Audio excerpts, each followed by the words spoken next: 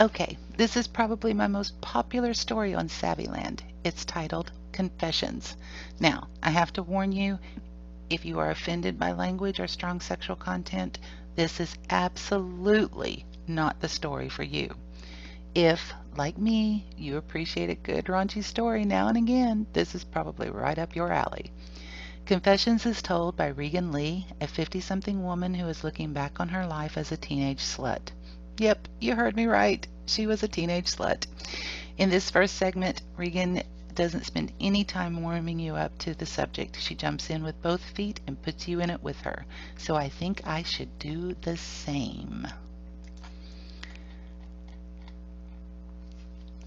Confessions, a Regan Lee story, Installment 1.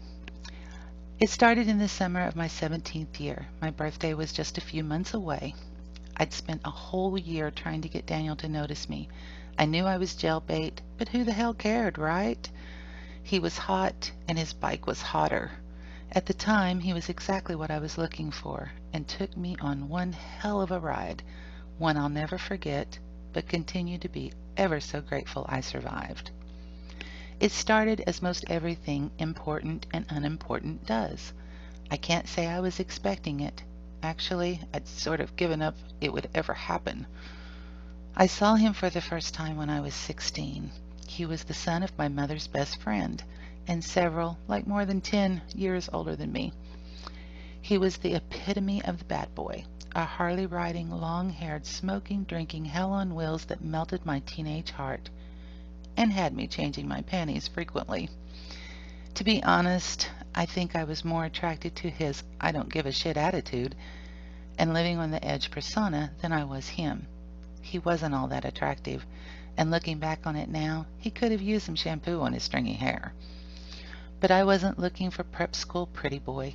Honestly, I don't know what the hell I was looking for, but it wasn't the good guy. That's for damn sure. I spent a year trying to get his attention, a year of skimpy, ass-showing shorts and skirts, midriff showing shirts, low-cut tops, and tight-fitting straight-leg jeans. You remember those, don't you?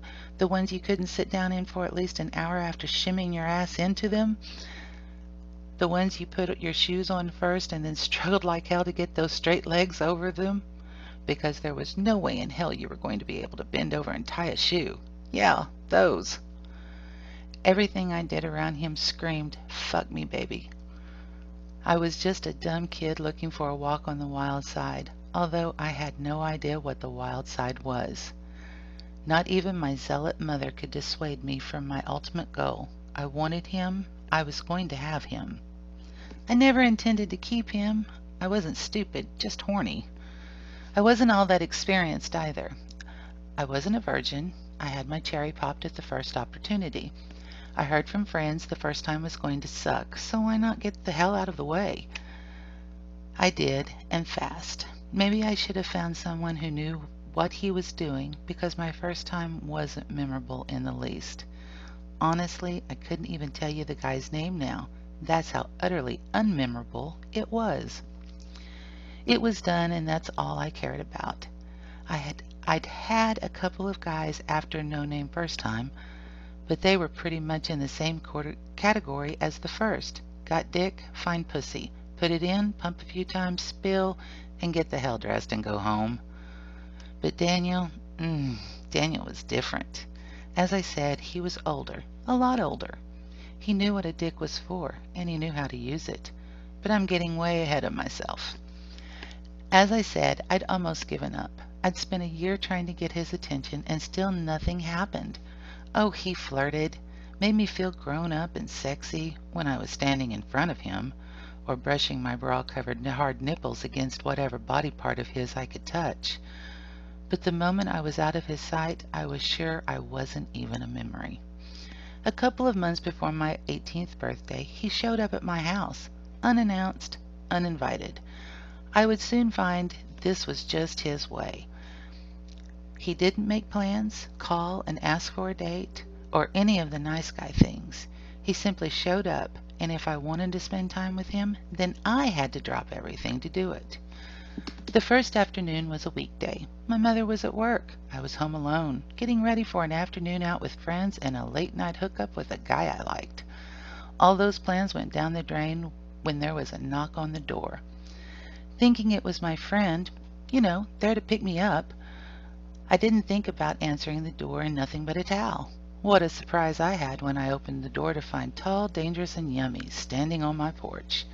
He was wearing a dark blue muscle shirt, tight jeans, and boots. His sunglasses blocked his eyes, but the smirk that curved his lips told me he liked what he saw. "You better have been expecting me, answering the door like that." "Not exactly. What are you doing here?" That was basically the conversation. He wrapped his arm around me, pushed me inside the house, closed the door. His kiss wasn't the kiss of a romantic. There was no slow build-up, no teasing or nibbling. He simply slammed his mouth down on mine, gripping my jaw with his free hand, and kissed the daylights out of me. To be continued only on Savvyland. Please join. Thank you.